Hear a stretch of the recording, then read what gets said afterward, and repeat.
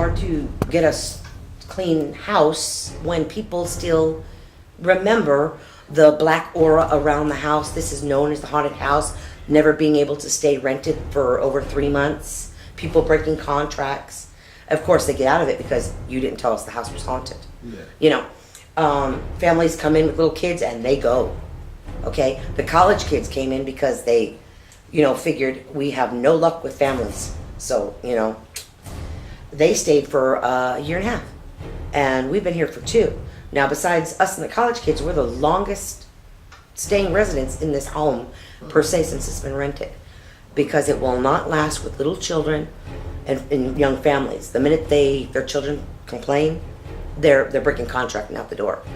And I don't know if you can get your money back if they don't tell you the house is haunted. I told the rental people, I know the house is haunted, I lived at the street. And he knocked my rent, he was gonna make me pay almost $980, $945. The minute I told him I knew it was haunted, he popped it down. I mean, and he liked the idea that I knew because he felt happier that I'm accepted it already, you know? But after Andy was killed, was the hardest part because I saw the blood on the floor.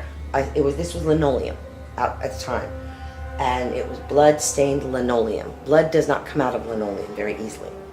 They had to rip it all up, and that's how come it's cement now that looks like tile. It was gross to have met this guy one time just by waving, because he's, you know, in the neighborhood, and they walk around with his friend and their young little baby, and he's walking behind, you know, and hi, and you know it's your new neighbor, and you know where they're at because you see them when you drive by. Okay, next thing you know, I see the blood stain, the guy's dead. We come, me and my friends, the neighborhood kids, and my brother, by the way, snuck around here because no one was here, and we wanted to see the murder scene, and there it was. I mean, it was gross. There was blood in this whole area, just saturated into the linoleum. There were spots going this way, some spots going that way, but the majority of it was just right there. So it was gross. It was gross. Not a good way to die. The owner of the home, if you ever decide to go out back, by this garage door, he smokes cigars or a pipe. One of those different smelling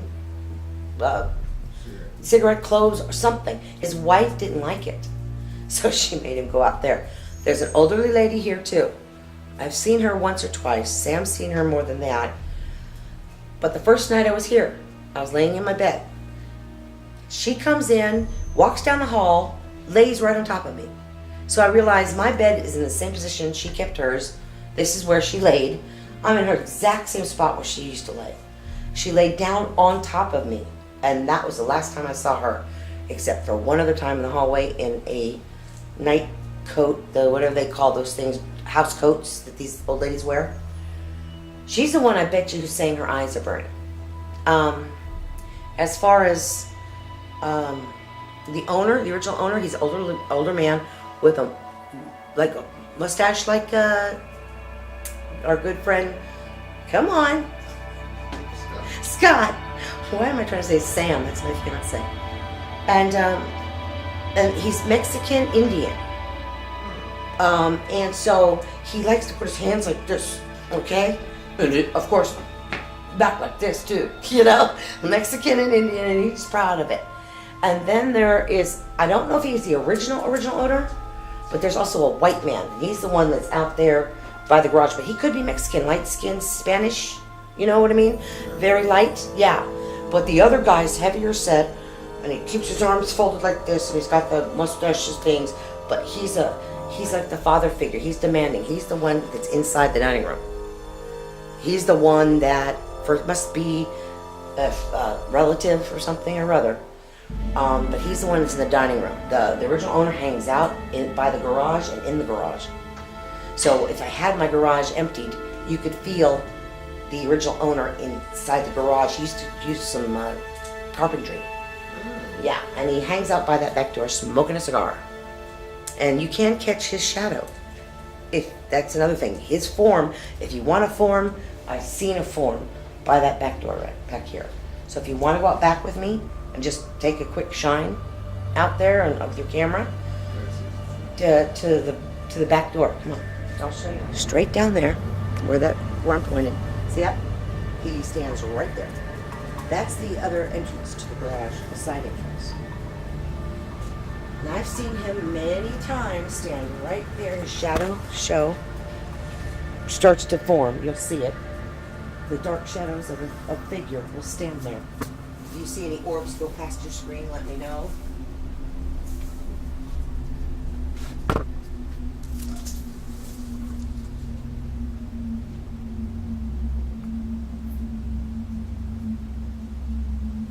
Let's stay to the cement.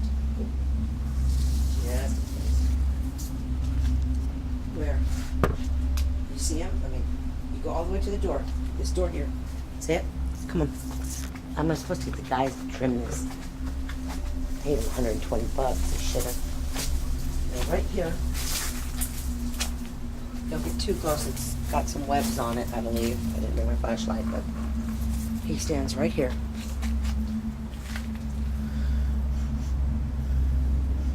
And you can pick up a pipe smell. It's not something he's working in the garage with. It's his pipe or cigar.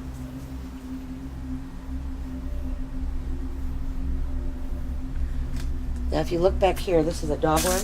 It's dirty. But, oh, look at that big piece of board. I never saw that before. If this was down and cleaned out like it was a long time ago, people could enter from the other side of the garage, come around the back of the garage, and come through this way. I think that's how Andy's killer came in. He went into that little gate on the side, came around the back here, and came to that back door. And that's how the killer came through. And then I think that's how he split too. But I've heard people try to tell me different stories, but I heard the one that went down in the neighborhood.